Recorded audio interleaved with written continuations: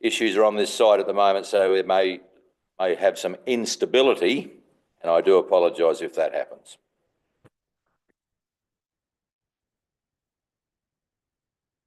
We're up and going. Got the nod. You councillors, welcome. Declare this special council meeting open of the 29th of April, and I read the civic affirmation. We gather today to duly and faithfully carry out our duties to the best of our judgment and ability for the advancement of this district and the benefit of all of our community and fellow citizens. And the Coorong District Council members acknowledge and pay respect to the Ngarrindjeri people, traditional custodians of the land on which we meet today. We pay respect to all Australians who have made and continue to make a positive contribution to our culture and way of life in this country we live in and share together, Australia. Thank you, councillors. I apologise for the meeting being fractionally late. Duke's Highway seems to have got slower and slower, councillor. You're not the only one, don't worry. Bigger account of that in our timeframes. Item 1, councillors' apologies, and we have Councillor Peach is on a leave of absence at the moment, and Councillor Bland. Apology. Nonetheless, we have a call.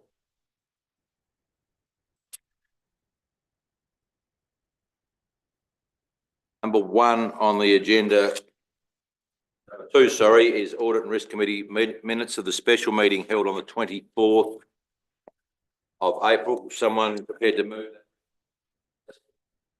Councillors Rountree, and did I see Councillor O'Hara, your hand up? Should we have a meeting? No. Oh, okay. Thank you. Councillors Rountree and O'Hara are the mover and seconder. Is there anyone wish to speak to that? Councillor Foreman was one of our reps on the meeting. Yes, thank you, Mr. Mayor. As a council representative on the Audit and Risk Committee, we had a special meeting the other day, and it was just a few minor variants. Just from my point of view, there was had my concerns was the completion of the asset renewal register, and was informed by a project manager that's coming along nicely, and that's also a bit about that. It's in the Escobar report, by the way. And also I brought up regarding the long-term financial plan, the ratepayers' affordability, and just my concerns with the expected headwinds we're going to experience with the ongoing drought and cost of living. So that was pretty well it. Thank you, Mr. Mayor. Anyone else around that recommendation? Motion? You're closing. I'll close, yes. So it is as it reads, the recommendation in 2 parts, councillors. All those in favour? Those against? That's carried unanimously. Councillors, I forgot to mention an occasion. No? Councillor Qualman's birthday last week. Oh, congratulations, councillor, on reaching a young age. If I may say, Mr. Mayor, I even received a card from the Honourable Member Tony Passon for turning 70. Thank you. Very good. You've done very well. Mayor, one comment quickly. I'll expand on it at the next council meeting. Yeah. There's a passing of Julian Desmosiers. Yeah, we'll do it at the last. Yeah, yes. the ex-mayor of the area, or chairman, whatever it was called. He was a chair. He certainly was. He was a long-serving member of... Remind us at the next meeting, and I just want to mention I attended Doc Hanson's funeral yesterday. It was also an interesting councillor for a while. Number 3, we'll do that at the next meeting formally, but I thought we'll clip in that birthday so it's not officially recorded now.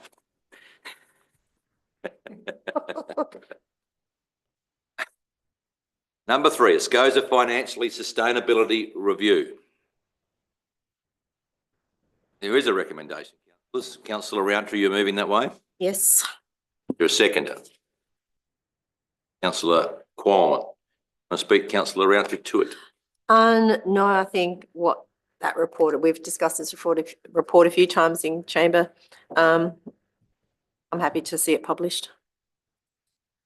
But endorse it, sorry, yeah. Seconder, you comments want to speak to it? Just to comment, if I may, Mr. Mayor, as I spoke at the Special Audit and Risk meeting, just mainly regarding SCOSA's review report here, and it mentions that the Coorong District Council faces risks, including continued continue to increase rates above projected inflation and effectively managing its assets to improve its operating performance over the forecast period. I thought that was a pretty comprehensive statement by SCOSA, probably how we are. So, yeah, thank you. Thank you. Anyone else? Mr. Speaker, I'd like to Rafa. say, I wouldn't like them reviewing my finances, to be quite honest. There's a statement, we run surpluses. The only reason we've run surpluses over the last year is we've received Commonwealth grants for expenditure in the next year. Only time that we didn't receive that on the 30th of June was last year when we did have a considerable deficit, even after a lot of jobs had not been finished. So, you know, I really can't work out what they looked at. Or they didn't know that all these jobs weren't finished, or maybe they don't know we get that money on the 30th of June, which is for the next financial year. And the other thing is, in the report, it does says we've got to be careful with capital works, and, you know, that seems to be the key of our expansion is capital works, looking at capital works. Thank you. No worries, thanks. Anyone else?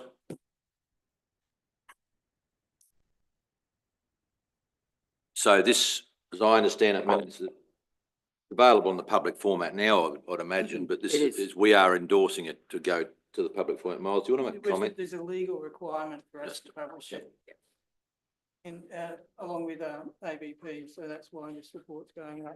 And whilst there's not a legal requirement for council to provide a response, I think it's appropriate that we have done that. So that's very good.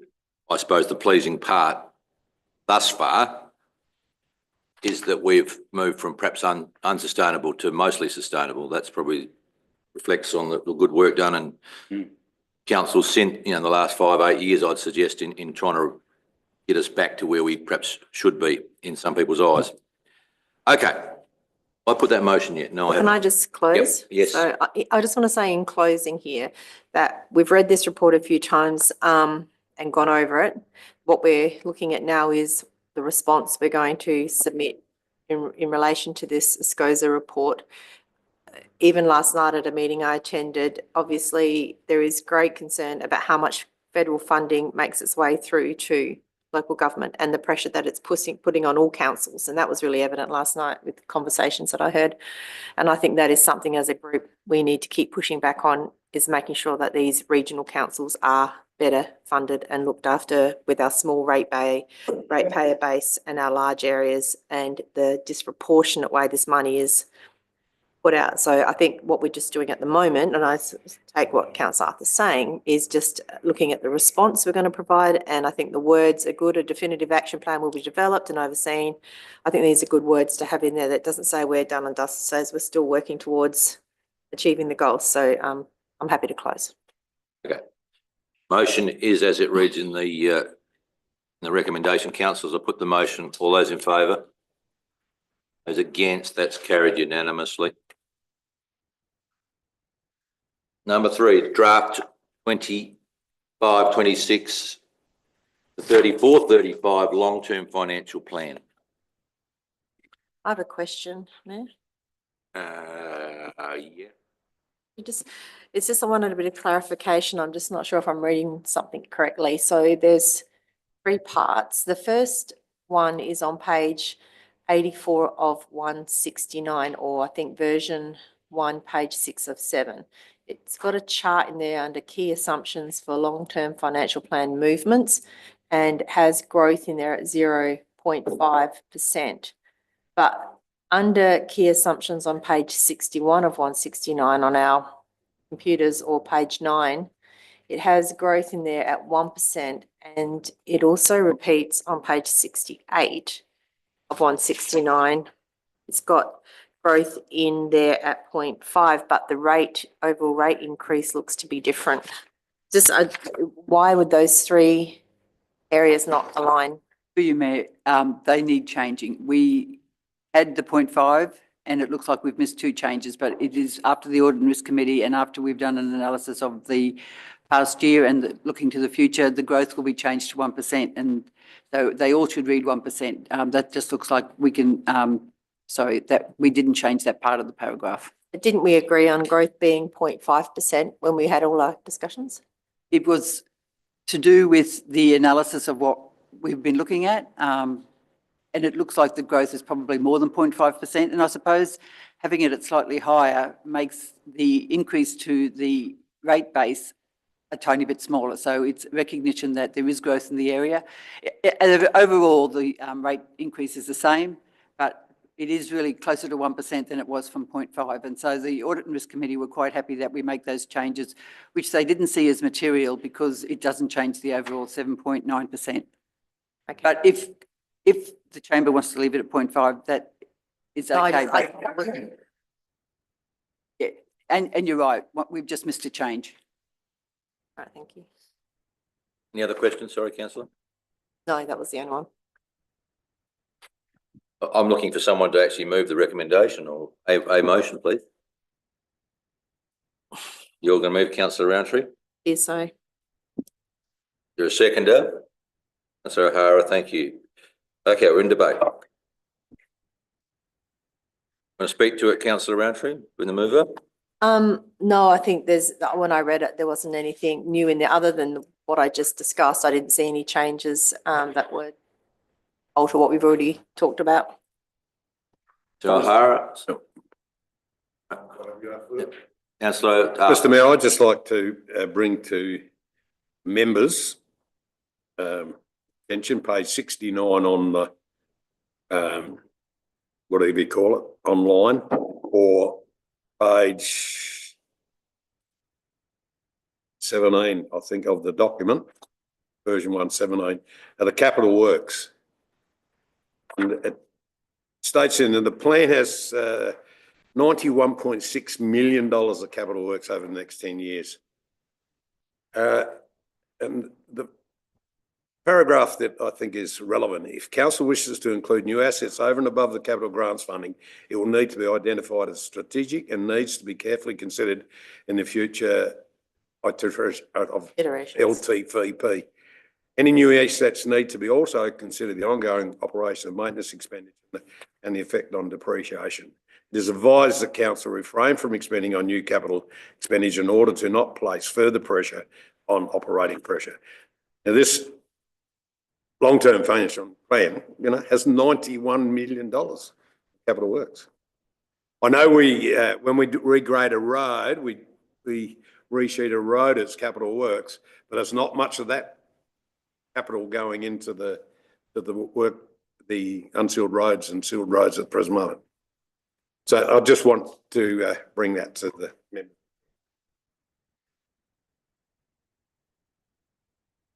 Anyone else? Sorry, yeah. Director, yeah. As Goes rightly pointed this out, and we've talked about it before. When we talk about new assets and potential increases in our asset base and affecting our depreciation, we're really talking about things like buildings.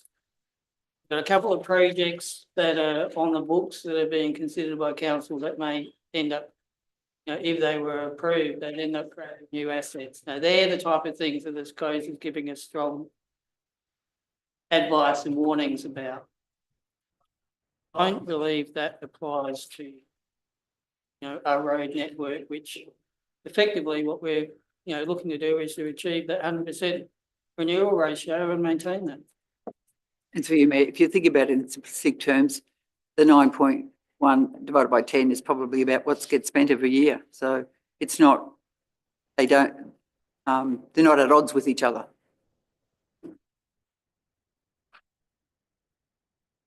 Any other voting points, councillors?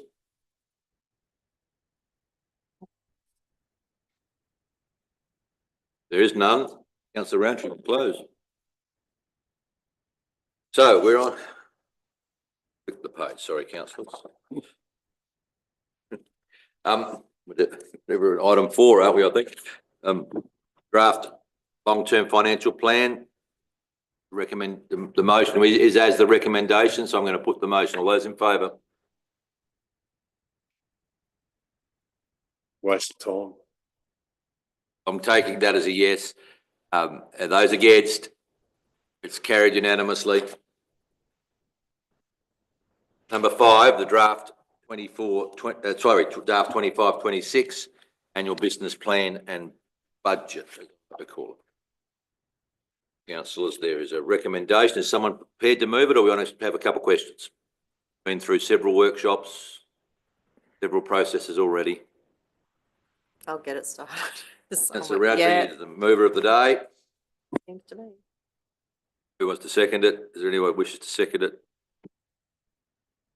Councillor Mayment, you're having an easy day so far. Yeah, I probably am. Are you I'm happy prepared to to second second it? it. Yeah. Happy Like to to see your name on the sheet somewhere. come later. You want to start, councillor Roundtree, in speaking to it? Or questions or whatever you want No, to? I actually don't have any questions. I think I've asked a lot of questions in the past about this. I think where we're at this point is where we've agreed to be. So the next step is out for consultation, and I'm happy to see what the public think. Thank you. Councillor Mayment, you got anything to add? Yes, Mayor, I do have one question. It's probably in two parts. What is our actual debt at this moment, and what is the interest payments going to be? And will they continue to grow? But it says in the document, and I've just lost the page here, but we'll probably, the current liability is 0, but the non-current is 2.1 or thereabouts. So we don't have any current or new loans or debts at the moment. so Bill, That's can I the way get you I'm to reading it. come to the mic, please? There's sort of two parts. There's some core debt, which is probably on some fixed interests, which is on the back end of its loan repayments now, I'd have to say. I think those loans were going to expire in 2029 from my memory, but Bill will. And then there's the more flexible process we undertake now. Bill's got that look of not so flexible. And while Bill's, the Audit and Risk Committee asked that we put debt into the non-current area rather than the current. There's different views about that from an accounting standard. The overall is probably the same effect, but it's all sitting in the one spot now. Bill, you can expand on that. Yeah, thank you. The non-current and current split doesn't mean there's no debt. It's just captured in the non-current component, like CEO just mentioned. Our external auditor's view was that not for the budget preparations, but in our previous statements, that it'll be captured in non-current. So we followed that advice, and that's why it's captured in the non-current section. So council has 3 fixed term loan debentures going off my memory, but I can take it on notice and get the fine details. But there's 3 debentures. One of them starts in the mid 3.5-ish%, which is a very good rate. That was locked in several years ago. And we also have cash advance debentures, which is more like a variable floating sort of loan. And that rate that was previously applied last month was about 5.75% or in the vicinity. So we also have 4 CADs at the present moment. Not all of them are drawn out, so it depends on the cash flow. So once there's more reliance on cash outputs, then the CADs are drawn down where need to. But at present, from the last time I looked, there was 1 CAD that was drawn down partially. Okay, thank you. So perhaps we might just follow up with an email to councillors around where those more core debt and that sits, councillor. Yeah, it was just a little confusing that there was non-current was 0, and I'm thinking, oh, that. I make an assumption that the present method is in line with the model financial statements or the uniform state, whatever words the LGA likes to use this week. Yeah, that's correct, Mayor. And I can confirm that the fixed term debentures are just less than 1.4 million. So the 3 combined currently at 1.38 million or thereabouts. All right, thank you, Bill. Councillor Arthur, you got that look of a question? Yep.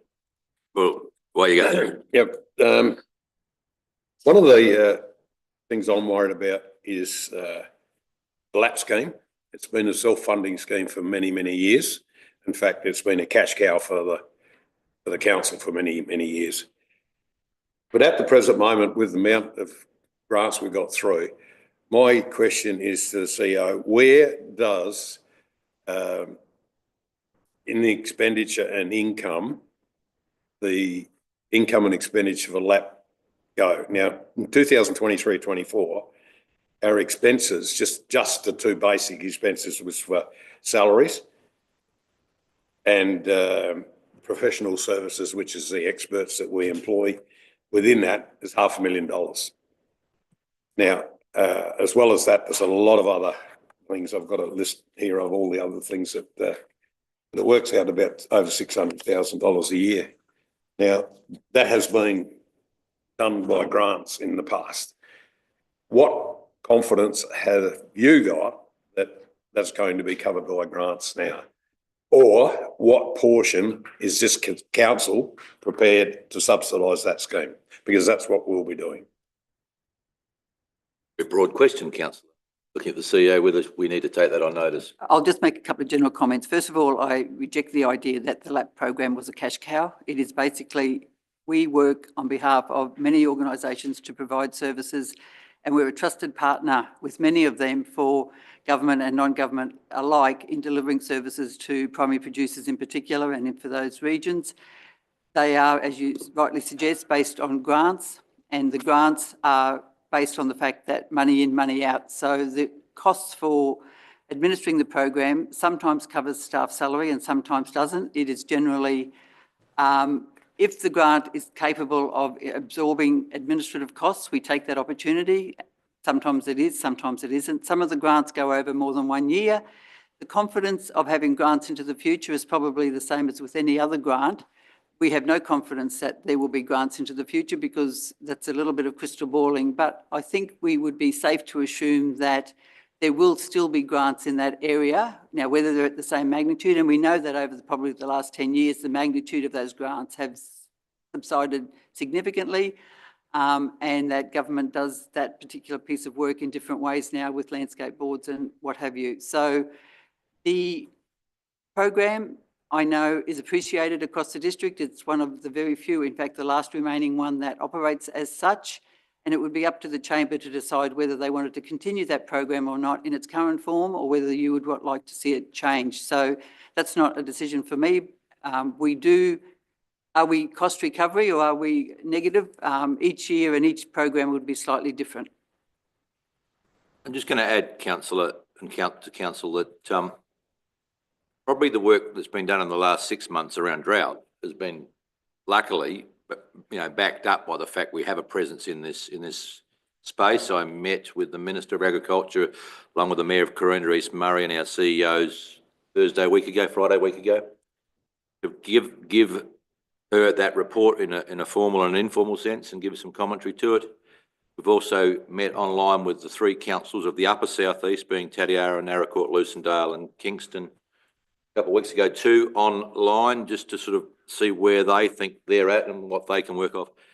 The reality of the survey that was done was that we had a large response from this council area, and that is, I think, a reflection on the network we have established through this process.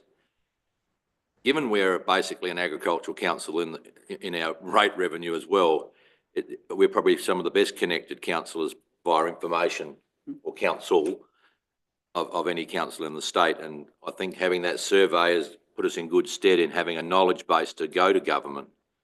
I'm unaware yet of any other surveying of state primary producers anywhere near what we've done.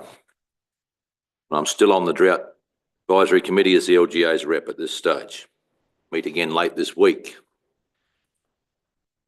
Your point though is there's 2 points. There's a debating point around should we, have council rate money or involved in land management, and what's our chance of getting grants? I presume we'll have as good a chance as anyone.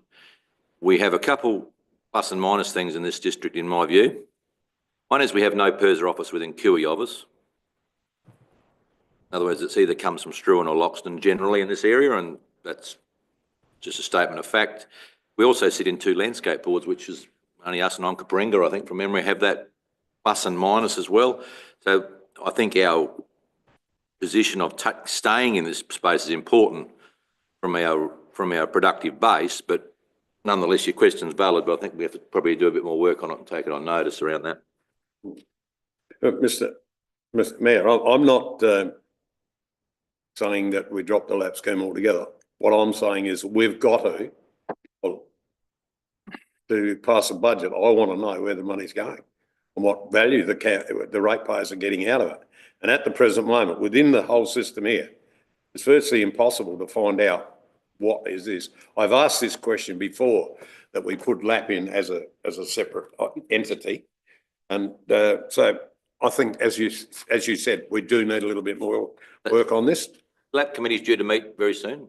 Next week, I think. Next week, I think, too. Perhaps as we follow that through with that too, we could. Other questions? Councillor O'Hara. I'm happy to vote for this, but I have got a problem with Klitschko Road. I did a drive up it the other day to check it out. Not much wrong with it. I don't know why we would spend 90,000 resheeting it, but no one lives on it at all. One person uses it for his access. That's all, but he could access through his own farm. A grade, yes. You spend 10,000 and give it a good grade when it rains. Doesn't need $90,000 worth of resheeting in my book. Yeah, thank you. Yeah. Councillor, you might be aware, I haven't got my current copy of the Stock Journal, but I've had the online versions presented to me that we have a person that continues to lobby for a different road. And as Councillor O'Hara pointed out to me, we've done extensive amount of road work in the Mellalong area. So it is, I think, one of our bigger challenges, and I just reflect, I'm looking at the chairman of committee around road hierarchies and the director, because this is where Councillor O'Hara is coming from, is we do need to rework our road hierarchy fairly urgently, next 6 months, and submit that for our approval through whatever process we need. We'll need that from a special local roads program's point of view anyway. But yeah, the challenge of maintenance of asset to a standard that suits what people want or what we think they should have is fairly challenging. But I haven't been on that particular road, councillor. Not that bad. No, I'm talking about the 9 Mile now. But yeah, it is a challenge. It is definitely a challenge in the current rainfall or lack thereof environment. But Mr. Mayor, you know, this is a comeback of us reducing by 25% our expenditure on made roads. If you've seen the email which I sent through regarding Tornahut Road, I drove that 3 weeks ago. It had about 20 potholes in it. What is it? 48 blowouts in it now. It's nearly undrivable. So yeah, that's fine, you know, because it's way down the bush. But it's a very, very, very well used through road. Yeah. So every road is well used by the people that are on it. And this is why we need to review the road hierarchy. I think the article in the Stock Journal points out a little basic thing to me, that as farm size has grown, our public roads have become, in effect, laneways for farm operations. Now, they're all still public roads. Still, the farm that's located there is using it extensively, including me on my road. And so the challenge for us in justifying our rates is, well, the ratepayers are using our road as effectively, as Councillor O'Hara just said, a laneway, and that is true, and they're entitled to do that. So how do we, convince ratepayers that and I think we've underestimated the amount of it's 18 months dry period now. I don't know how we're keeping up. We sort of are. But it's hard work at the moment, really. They are entitled to use the road, as you said. Yeah. But they aren't entitled to block the whole road. Now, this man was complaining that he was hitting the trees on both sides of the road. Well, he should try taking the front off his header. Yeah, that's the challenge we face. in a broadacre council we've got. I'm back with councillor Roundtree now. Thank you, Mayor. So the recommendation is that this goes for public consultation. Is there an opportunity after public consultation that we re-look at what councillor O'Hara? And is there space and scope in that section before we actually endorse this for in its finality to adjust some of that work that we want done? Yes. Always. So we can bring this back, yeah. Numerous times in my time here. When we put the list together, it's our best guess with the information provided through the guide going out and doing those evaluations, right, this is what our road list is. A lot can change, especially in the current condition. So if the road is failing quicker than expected and is escalated in terms of severity compared to a road that's on the list, we will certainly come back to council, talk about that and provide options for, we can drop this road off, we can add this road in. Like, the list is the best guess, but it will change because conditions will change. So I think I've heard councillor O'Hara talk about this road in particular a couple of times now. So that it's still in this document, but what you're saying is we can, even though this is written in this document, we can amend it as time goes on. We're not locked in, we're not locked into 100% doing any particular road in this document, that if situation changes, we can adjust to it. Yeah. They're escalating this road up because of blowouts, because of various reasons. We're going to pull this road and do that next year. Can I make a suggestion? Yeah, So sorry. could I make a suggestion then that the list of roads for each R&I committee, just for confirmation that these roads are still as Yes. suggested in the ABP, or if, as councillor O'Hara has raised, a road may not be as high on the list compared to others, maybe that councillor Arthur has raised, that we confirm that list quarterly through the R&I committee. I like that suggestion. I also think that, I mean, I can't speak for my fellow councillors, but I'd be happy to go for drives out and have a look at some of these roads. If it's contentious and we're not sure, then let's go check it out, because these are really important to get right from where we spend our money, but also from the optics of ratepayers too, that we are getting this right. So if we have to go look, we go look. And if that means drive, we do that. Where the director of capital, project manager dropped his phone. I don't know. He was shocked by the comment. Well, he may have Just hit a been, pothole. He hit a pothole. may have been given the long time it takes to get I capital think- works. So I I guessing if I close, what we're simply Well- saying here is we're going to go to, I won't close, but You won't close quite yet. no, but we're just putting this out for public comment. This Yeah, also means certainly. we have a chance to also put in some more comments and try and refine it before we finalise it. That's, well, it's always council's call on capital works at the end of the day. Right, so if we don't. wanna Question, do something- councillor Arthur, are you going to speak for or against? Yeah, no, and I just, a question. We've got an additional full-time equivalent asset management services and more staff doing. No, we what? haven't, sorry. Well, that's what it says, additional full-time for asset management That's service in to former take costs. that position that was previously contracted out, sorry. So we're swapping from a contractor to a full-time position. So the money is the same? There is there was a slight increase in the budget bit, but yes, we were reducing some of the consultancy money. We will still need consultancy money to undertake condition audits and something that we won't be able to do. But reduction slightly of that and What's the net difference between the two? Do you know? Bill, do you know off the top of your head? Yeah, 3 men, it's approximately 1,000 In inclusive difference? along costs. Inclusive of super and leave and all those sorts of things, yeah. Would this be the same as the asset management persons we employed or contracted to oversee Carcoma Road? No, No? they're supervisors. This is an officer to do the asset management plans to help do drive condition audits, drive revaluations, look at the models, help shape asset planning, choosing which roads. As communicated to the council and audit previously, is at the moment, it's part of my job, it's part of Joel's job. There's no single ownership and we heavily rely on consultants to do the heavy lifting for us. So bring that heavy lifting back in-house and give us ownership and direction on where we direct that. So, councillor, I'd say over the last 6, 7 years, we've probably struggled in this area. If I'll be so blunt, we've probably struggled with our then contractor or their then consultant to give us the result. I think audit and risk and various other oversights of us have made this point to us repeatedly. At some stage we're going to, and this is our project for the next 12 months, is to get this last part of our financial controls probably properly under control. So this has been the best way to do it. There's no doubt that getting people at this level or getting on-track doors get the job done in a timely fashion has become more and more difficult the last few years. Councillor Quammen, you look like you might want to say something. Thank you. We're in debate though. You read well. I do wish to say something. First, just put a comment about the road hierarchy.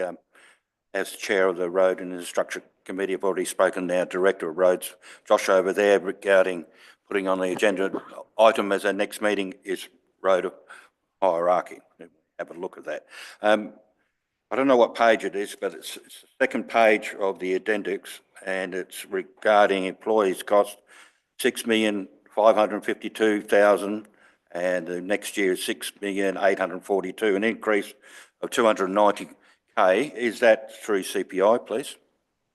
You may, it would be a combination of things. It would be some of the new position that Bill mentioned, 58,000, and remembering that each year under most agreements that there is an increase in wages. Yes. And further from that to through the chair to the CEO, when will be made available to us members with the latest update on the organisation structure, please? I have a copy of it for you after this meeting. There's no update. It hasn't changed very much in the last 6 months, really. Could we be provided with one, please? Sorry? Could we be provided with one? Yes, I've got it here with me. Oh, good. I wonder where it was. After this meeting. That's all right. I just wondered where it was. Thank you. As advised, councillor. Anyone else? Councillor Maidment? Yes, Mayor, thank you through you. Just on this asset management position, at the end of the 12 months when the review has all been brought up, will that position still be there?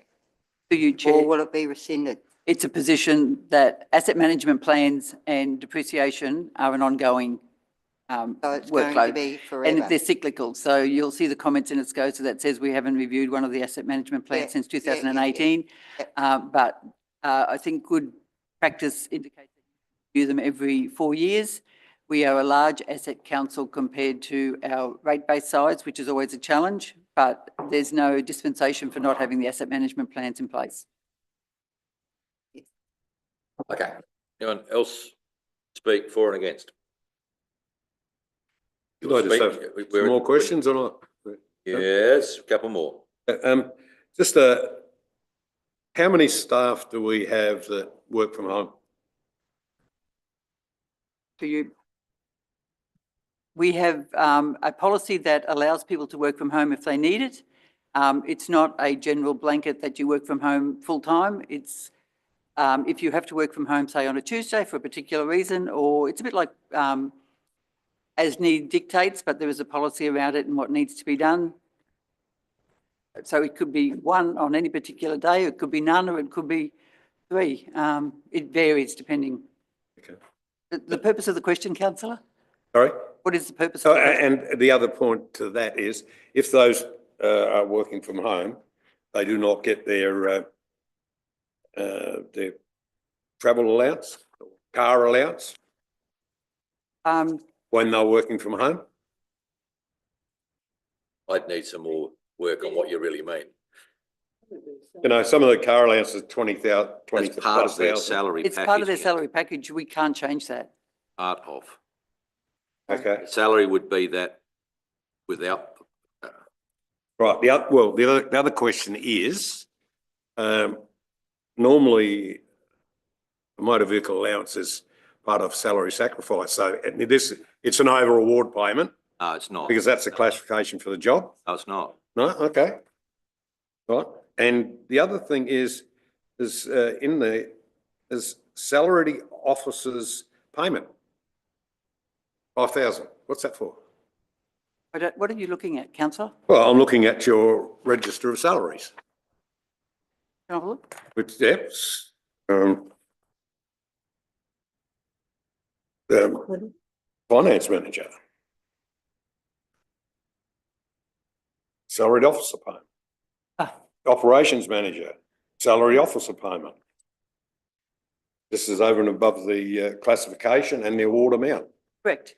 There are a couple of positions where in order to attract suitable candidates, we had to go above what was the industry rate. Otherwise, we wouldn't have had any candidates to employ. So that's what that represents, which is over and above their salary. And that's been in place now probably for 2 years for those particular officers. Okay, thank you. Any other questions? Okay. That's Roundtree with a closer. Closed. Right, so there it is. It is as it reads, councillors, as far as I'm sure, the recommendation endorsed the annual business plan and budget for 24-25 for public consultation between the 7th of May and the 29th of May. And any minor formatting changes, and we have learned of a couple in this process, will be in part of that. I'm putting the motion. All those in favour? Those against? Carried. Councillors O'Hara, Roundtree, Arthur and Maidment have carried the thing. Councillor Qualman has voted against it. It's still carried, councillors. Give me a second.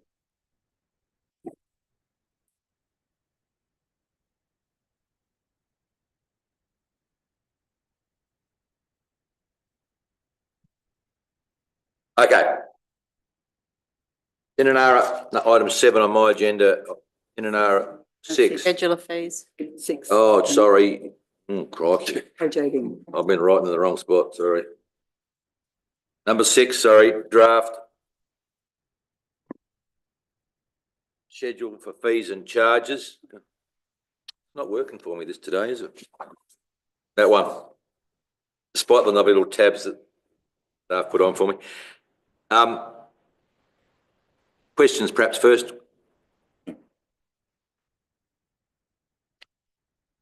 Councillor Qualman, sorry. Thank you, Mr Better Mayor. correct my things. I'm glad you asked questions because it doesn't seem to be much change. However, it's mainly in the tyres. I see light truck increased by 102 and heavy truck increased by 207. Is that a legislation or some other cost beyond our control while that's gone through the roof? That's for cost recovery. So we were covering that cost basically as a token payment. So we upped it to reflect a cost recovery. So we don't lose money. Thank you.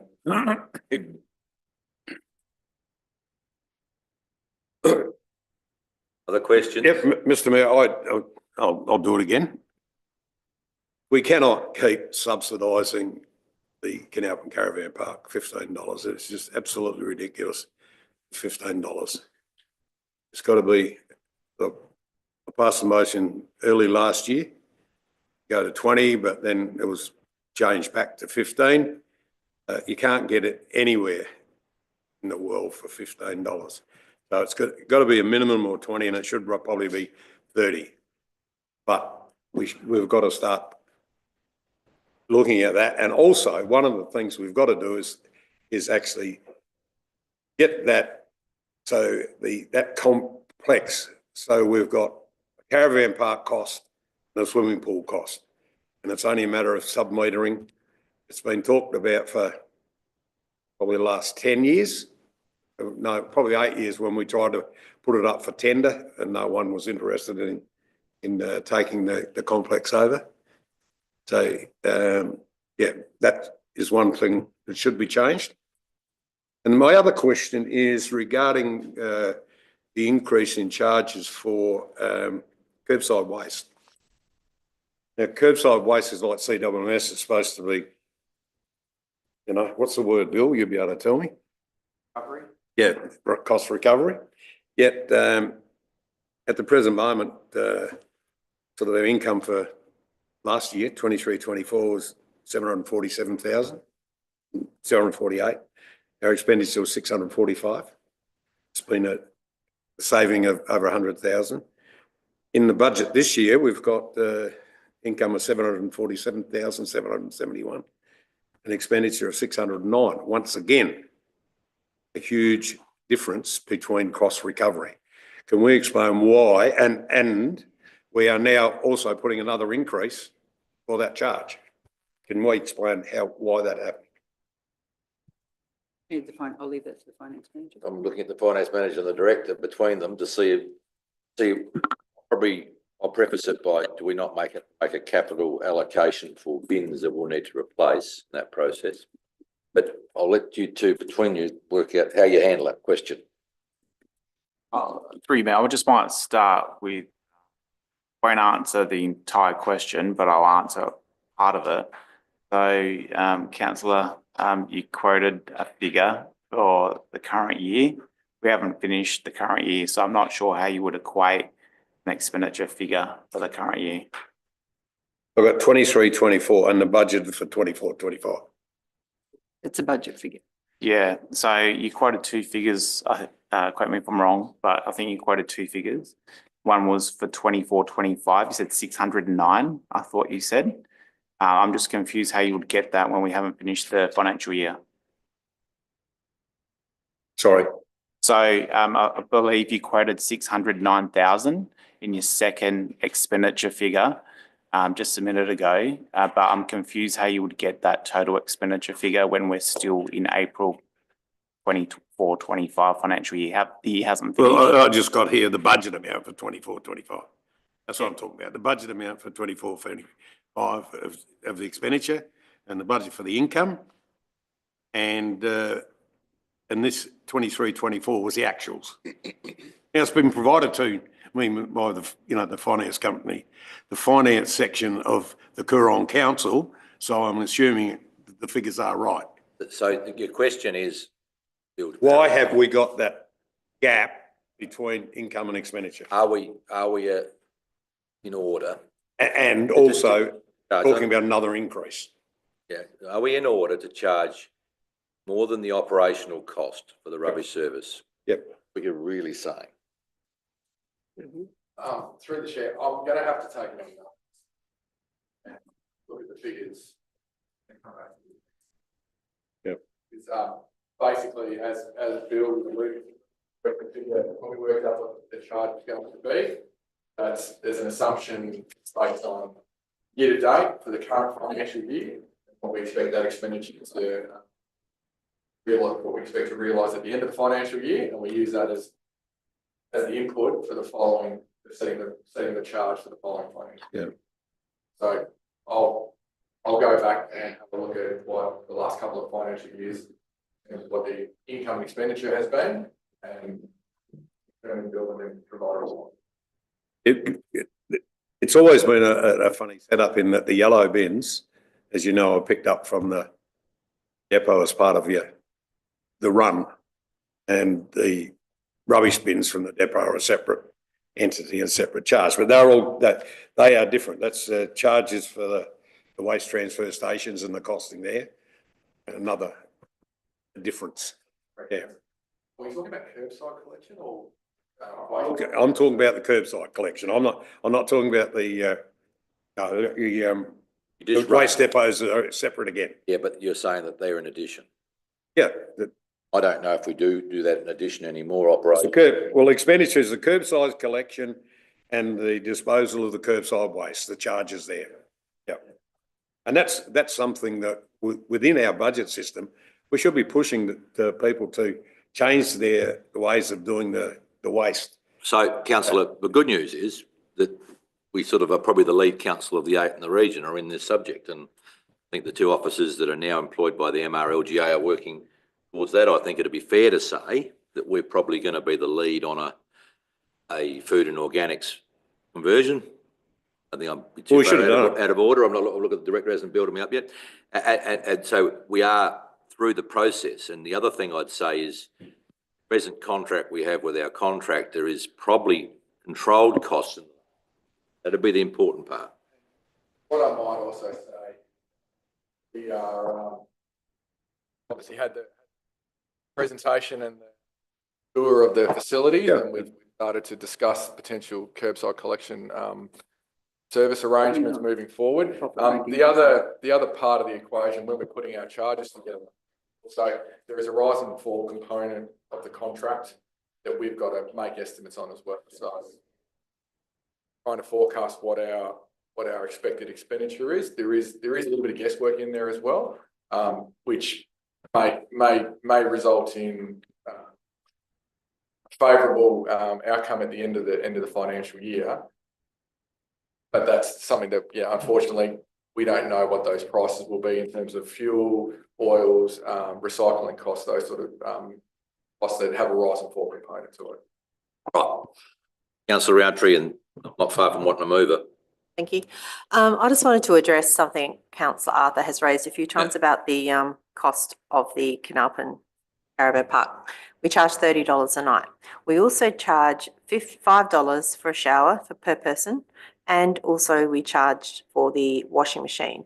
Some of the places that do charge $30 a night for their fee include access to showers, washing machines, toilets, barbecue facilities. We don't provide any of those things. So if you're a person camping there and you paid your $15 a night for your electricity, and then you went and both had a shower, add another $10 on, and if you decided to use the washing machine, another $5, you're up to that mark. So you've got a bit of a situation where either you can throw everything in for your $30 a night and we have to provide all that service for them to go and use, or we break it up and say, well, if you only want the electricity, it's this much, but if you do plan to use the hot showers and the washing machine, you're going to be paying your $30 to $40 a night by the time you've done those things.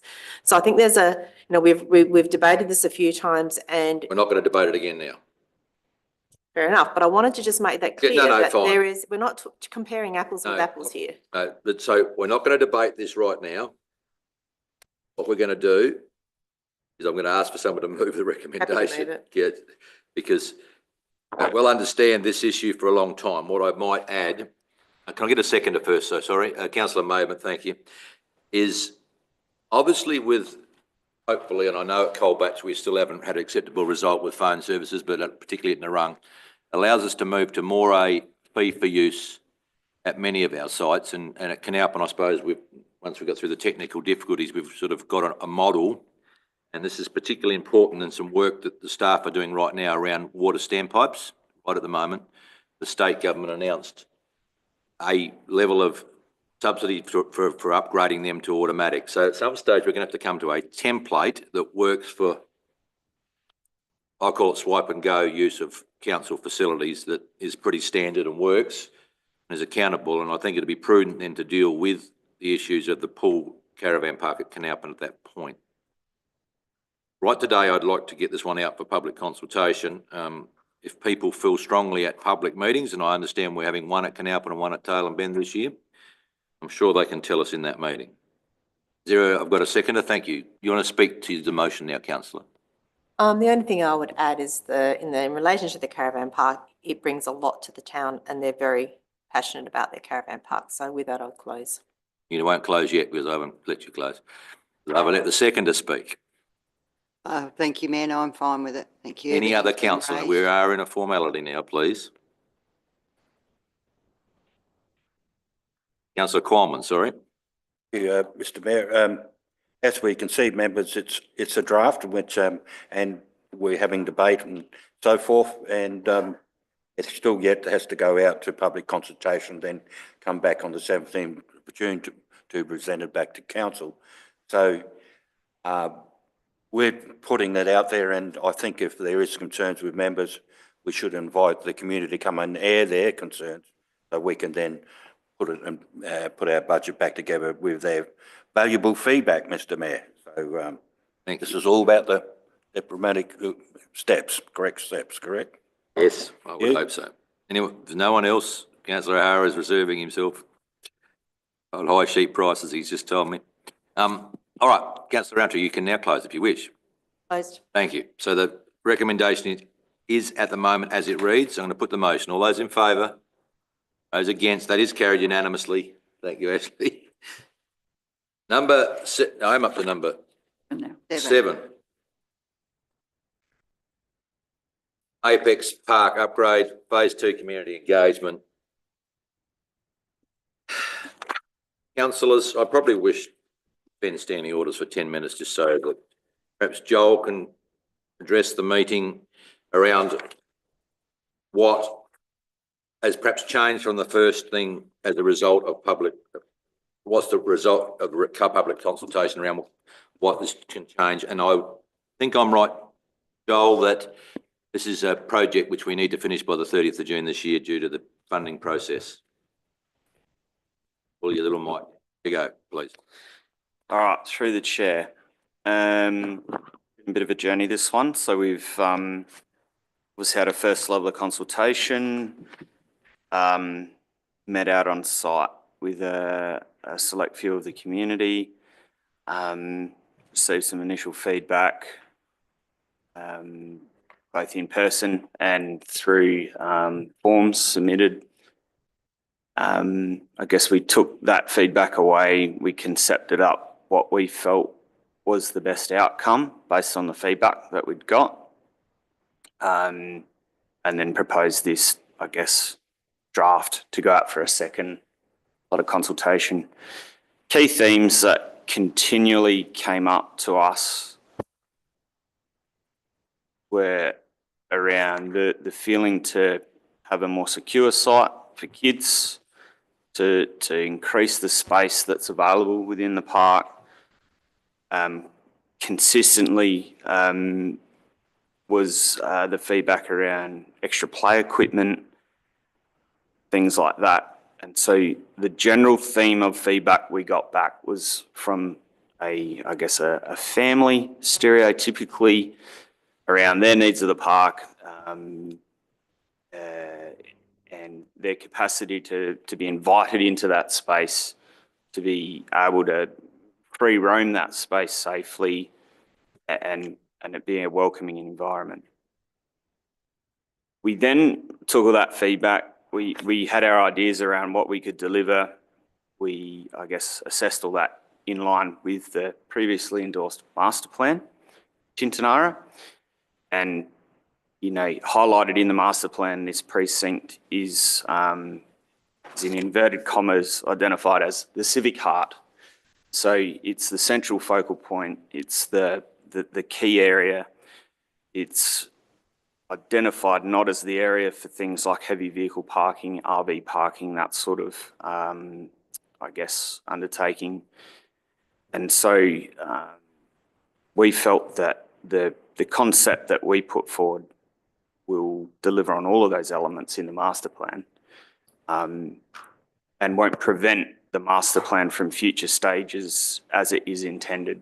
So we're fully aware that potentially there is a slight loss in parking initially, but this is where, with a master plan, the vision has to be broad and not narrow focused. We've got to keep an eye on what the end goal is, and we feel that what we've proposed is in line with that end goal that we strive to get towards. So key deliverables: fencing the park, some angle parking with eye marking to help that aspect of it feel safe. Improved park furniture, footpath accessibility, increased green space, an additional piece of play equipment, some improvements to irrigation and the like that will need to happen with the extra green space. They're sort of the key items that we're going to look to deliver through the project. So, sorry, and I might just start, I'm with you, Councillor, that this has particularly been driven by the ARTC giving us a new railway crossing out of the blue. So acknowledge that perhaps this wouldn't have got up the list as quick without that particular opportunity. Councillor Roundtree. I'm in questions and I'm out of session. Thank you, Mayor. Couple of things. I know one of the comments talked about a gate on the western fence line into Shell. Will that be incorporated? I haven't thought too much about it. I guess that would be typically and technically an entrance straight onto private property. Is that appropriate or not? I'm not sure. I don't know. What if that site changes? I mean, we could. It's another cost that it'd just be an extra cost for an extra gate if we see it as necessary. Okay. I just saw it was raised and thought if you wanted to go in there to get some stuff, it would be handy to not have to walk all the way down across, Yep. but I get that it's not that far to walk. Yeah. Yeah. And the other question was the height, I can't see it here, but the height of the flat top fencing. Yeah. There was, I think there's a view that this should be no greater than 900. Yep. 800. I can give some feedback on that. So we have made inquiries. 900. So there's a few chains of thought here. So let's look at the fencing. 900 mil fencing in the style is non-standard, and so would need to be custom fabricated. Now the lead time on that would make delivering it challenging to near impossible in terms of the time frame. 1200 mil fencing is standard off the shelf. It's available in stock immediately and can be ordered and delivered as soon as we give the final okay. 1200 mil is the same as what's down Railway Terrace here for the train park. It's 1200 mil fencing. 900 mil fencing, because it is custom fabricated, is significantly more expensive than 1200 mil. And then there's the containment aspect. 900 mil fencing, obviously it's lower. Kids have a greater ability to jump over it. Now, I'm not saying that every park has to be fenced adequately, but if we're spending the money to put fencing there, we would be better off just investing less to actually put a better safety outcome in. So Is it with the custom fencing, it's 1200, is there another next stage under that, or is that just standard? no, I mean, you can build whatever you want, but your custom, your off-the-shelf sizes are 1200 and above, 1200, 1500, 1800. Anything under 1200 is customised. Anything in between those increments is customised. And so it's made to order. Yeah. Yeah. So anything in between is made to order, so they don't stock it. I guess that I think the view was they didn't want it to look like a jail. Yeah, look, it's, and this is where personal opinion comes Yeah. into it, doesn't it? I don't look at it and think it looks like a jail, looks but safe. I only speak for myself and I totally respect that. If I'm to maybe speak candidly, I think if I think about driving past it in 5 years' time, are we going to be sitting here saying, is it 900, is it 1200? We won't be. We'll be looking at the nice new fence, the beautiful park, and we'll go, I think it's a really good outcome. So that would be my opinion on it. And I respect that that might not be everyone's opinion, I but think from the mums that go to playgroup on Wednesdays in Tinty and speaking to some of them, the safety aspects really up there is one of the main ones. The kids can't run onto the busy Dukes Highway, that they are contained in one spot. I think the master plan is great in that it does cover those RV and bigger vehicles further down towards heart of the parks, shifting them down that way would look like it works. I don't RVs. And also, if you've got a play area, you actually don't want kids and cars in that same area anyway. Like, they can't be seen by big vehicles. They're too small. So I think having cars out of the way where the play equipment is, and that's what we're clearly saying with this area, it is a play space, picnic space for families, makes a lot of sense. I think what you've done is what you've got with this. Other questions, please? Councillor Maidment. Yes, thank you, Mayor. A couple of things. The cement tables, are they going to be reused elsewhere as the recommendation? We probably haven't decided Or are that they yet. not safely? Depends what they look like after we move them. Yeah, they're not the most sightly things. not. And I think to use them elsewhere would, to go and shift them as opposed to, when the time decides to purchase some newer, nicer ones, you might spend a little bit more to get the newer, nicer version as opposed to. just the public had asked that question, so I thought I'd ask it. Yeah, You, it's not our intention at this point to reuse them. could they be donated to a community group that was willing to do it? We do have a, Time? we have a policy around excess assets. The thing you could use them for is like, there's always a spot down near the lake along there that we could, if they're suitable for moving and they don't fall apart as we move them, there's opportunities to put them somewhere I else. think the lake was mentioned as But I mean, a possible venue, so yeah. through the chair, I'd suggest let's see how they pick up and Sure. shift. They might fall apart the moment we touch them. I'm not sure. I Absolutely. don't think so, but I don't want to sit here and say, yep, we'll reuse them and then they crumble apart the moment we. Okay. Okay, we're out of time. Oh, I just got one Let's- more yeah. about the fence, if I may, yeah. just to go on about that a little bit. Hmm. I know you said it's private property, but it's also a toilet access at the, and if you've got little kids, they need to go to the toilet. That's the big problem we've got here. Yep. I think it's worth really considering a gate on that western Yep. fence, even if it's just for that. Because if that business changes in the future, it Yep. could always be, another panel could go in and the fence could, the Yep. fence could be lightened up. But Yeah, through the chair. that's really worth considering because, yeah, little kids and older people like me cannot wait. They've got to go to the loo. So, and that's access there. And it also potentially promotes that business by some more Yep. work going there, like people No, that- using it. That's fine. But I consider a small item to consider and don't see it being a blocker if we choose to do it. Okay. So just on that, councillor, we would need to approach the business and have a discussion Yeah. around That would whether be- they want it there, A, Yeah. and B, what legal issues that may create. And the other thing you might think about is it may put more parking around the corner into that area. But anyway, your point's making, that's fine. Anyone else? Sorry, I'm out of time. Councillor Qualman? Yeah, before we run out of time, thank you, Mr Mayor. The public feedback, point 7, and something questioning about lights be added to the pathway and park so it's easy for them to see use of the footpath and area at night. Would we maybe go down the road for a consideration of, through the chair to Joel, with, like we did in Pine Park and Darling Bend with solar powered lights? Through the chair, I would consider it probably ideally, yes, absolutely. It'll be a discretionary item as we get to the end and budget potentially allows or not allows, I would suggest. It's an option for the future. I think it's what, Yeah, that's all right. Yeah. I think we're up against time and money now. Yeah. That's one of our harsh realities.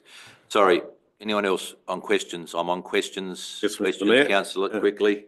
As all elected members would have received, whether they've read it or not, is a copy of the comments that was provided by myself and 5 other people to the Survey Monkey, which the CEO asked me to take out because I'll be talking on it and as a elected member. The first comment that's been made by virtually everyone is typical public consultation by council, don't take any notice and do exactly the opposite of what they want. Just be The careful. thing that was, and if Be you were there, careful, Mr Mayor, Careful with me. Just careful with besmirching people's character. I didn't mention No, I'll anybody's keep name. going, but I'm, But the biggest thing that was mentioned there does not take away any parking. So they've taken away probably potentially 15 to 16 parks, replace them with an angled park where you're backing onto a main highway. And it doesn't actually leave where the couple of the blokes that were doing this with me got out there with a tape measure and you're actually only got 4 feet to back out on a blind spot into the oncoming traffic. The thing that was asked was if that circular bit could be removed or stayed. That has not been addressed because it is completely irrelevant. It's just a little bit of a history and a stone that says nothing. I am A big stone, I'm in. granite stone. I'm in questions. So your questions are, Well, why haven't we taken notice of the people who are there when their main thing was you don't take the parking away? And at the present moment, unfortunately, and I must say this, and I don't, guys, you guys are going to go, the EV station are put in now, and it is an absolute schmozzle. And in I what know way? the EV station's been plonked there. We've had to put rubble in because it's all virtually blown away. You've got people there trying to use the EV station the other day, but they couldn't because there was 4 people parked there in the dog park because we've taken away all the parking now for the dog park. So I've just reiterated what these 5 people have said. Yeah, They are not happy with it, but they know they won't get what they want. Thank you. so, Through you, Mr Mayor. yeah. Can I just say, well, are they now saying they want charging station at the Oval, the original spot?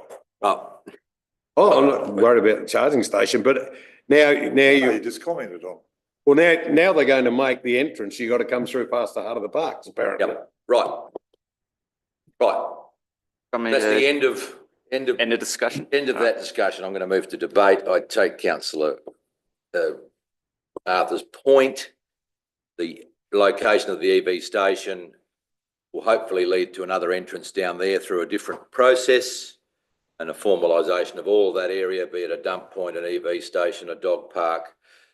The heart of the parks, toilet and this park, at some point, the plan meets the DITS requirements for parking. I'm well aware it's on the national highway, but at least it's in a 60 zone as far as I know.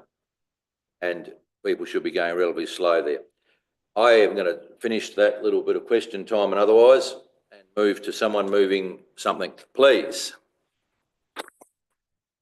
There's a recommendation, councillors, somewhere, and I would just remind us that there's an LRCI project that expires on the 30th of June at this stage. Councillor Qualman, you moving what? Yeah, I'll move it, thank you. Move the recommendation as it reads. Through you, Mayor, with the. I need a seconder. I will, Need a second it, seconder? Yeah, Is but- that, yep, you're seconding it. yes, it is. Right, thank you. And can I just go back to councillor Qualman to speak first then? Well, I just wanted, No, well, I need a seconder, then he speaks first. That's how it works. Well, we had some good discussion and I believe it'll come together now, but we've heard some concerns about councillor Arthur bringing up, but it'll be something beneficial as long as we get it right for Tintinara. Thank you. Councillor Roundtree, you've now got the floor. thank you. With point 2, do we need to add in to the motion that about the gate on the western side? Because if we're endorsing the final project design for construction, as per the attachments, it doesn't include that gate. Consideration of the gate. And consideration of the gate. Can we just add that into the motion, please? You can add that with the mover's permission. Pedestrian gate on the road outside. Oh, I thought we discussed before. Yeah, that's fine. I'd just maybe say subject to negotiations with that landowner. Yeah, Yeah. Just use the word possible. yeah, Can't that's just go and put a fair. gate into someone's private place without. No, that- Yeah, yeah, That is a problem. absolutely. In discussion with the landowner. Yeah. Use the word possible, something like that, please. Councillor Roundtree, you've got the floor at the moment. Thank you, Mayor. That was all I wanted to add in. I just, we discussed it. It makes a lot of sense. If the landowner is agreeable to do it, it would, as councillor Maidment said, there's lots of good reasons to do it. And other than that, I think it's a great asset for Tintinara. If they don't want it, I'm sure Canalpin would love it. But I think it's actually it's a step in the right direction towards the master planning. And yes, we're losing some car parks, but we hopefully make them up elsewhere in the planning. Okay, I'm open for debate, councillors. Three of you. I have no further comment except to say that, like one of the things was they'll go down and park in the DIT park. That's a fallacy. As I said, I spent 3 days over the, what do you call it? The gather round, talking to people pulling up there. Very surprising, of the 72 people I spoke, or cars loads I spoke to, only 22 of them were going to the gather round. It just happened to be that Victorian school holidays started that week, so that's why, and it was absolutely unbelievable busy. Got a photo here of 7 caravans pulled up with 9 cars in. So there's 16 people pulled up there. None of them will be there now. And that is what everybody's talking about.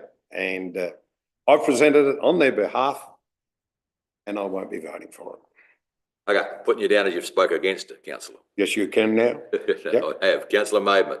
Yes, thank you, Mayor. I just think it's important to note that this is only phase 1 of the master plan, and it'll actually, the concerns eventually will be addressed with extra car parking moving forward. So I think this is a good plan for what we've got, phase 1, Once this is done, it's apart done. from the gate.